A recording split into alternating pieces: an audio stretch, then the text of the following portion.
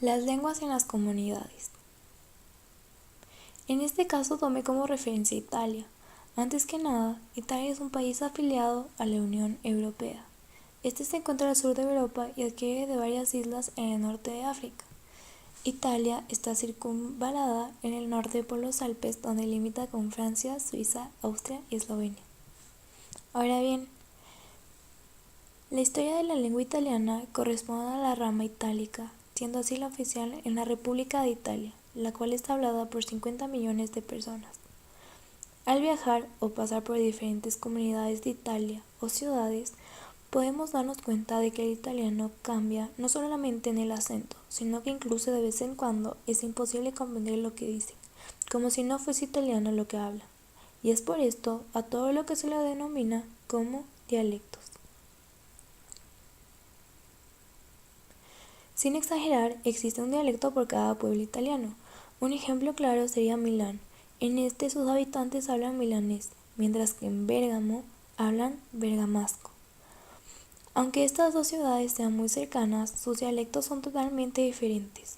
Cabe recalcar que los dialectos italianos no son alteraciones del italiano, son realmente considerados como verdaderas lenguas. La primera actividad previa establecida del italiano surge en el siglo XIV con la comedia de Dante Alighieri. En este poema, Dante utiliza la unión de dos dialectos que son del sur de Italia y dialectos de Toscana.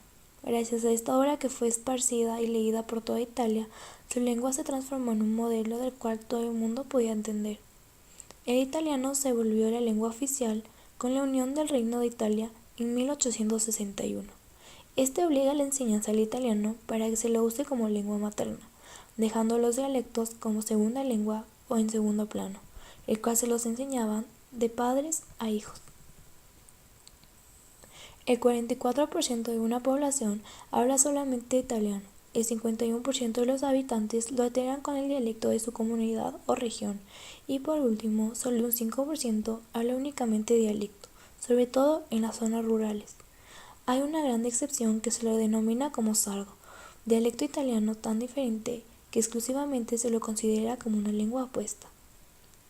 Otro caso famoso es acerca de la literatura de Andrea Camilleri, el cual su persona, el inspector Montalbano, da a conocer su sicilianidad por medio de una mezcla de dos dialectos, el de Sicilia y el italiano, sin que esto afecte a todos los sectores de su país.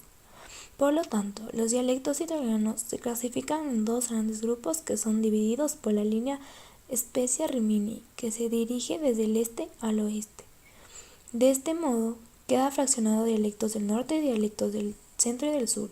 Los dialectos que se dividen en dos grandes grupos son el italo-galo, que es aplicada en Liguria, Piamonte, Lombardia, Emilia-Romagna, Trentino Alto, y por otra parte está el dialecto veneciano, hablado en Venecia.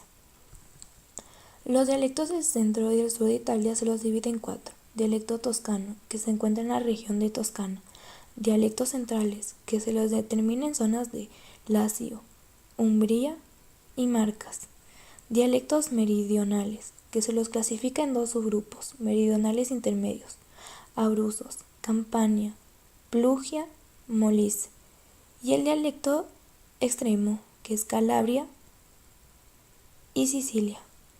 Dialecto ladino, utilizado en el noreste como por ejemplo en Friuli y las montañas Dolominas; y por último, el sardo se lo utiliza en las islas Cerdeñas. Para finalizar, pudimos observar que fue hasta hace poco que el italiano se lo denomina como una lengua oficial, incluso con la aparición de la televisión, el cual empezó a unificar a toda Italia lingüísticamente. No obstante, si recorremos por los pueblos alejados, sobre todo en el sur de Italia, hay abundantes habitantes que no hablan italiano. Sin embargo, si caminamos por grandes ciudades, se les habla como una lengua materna, mientras que los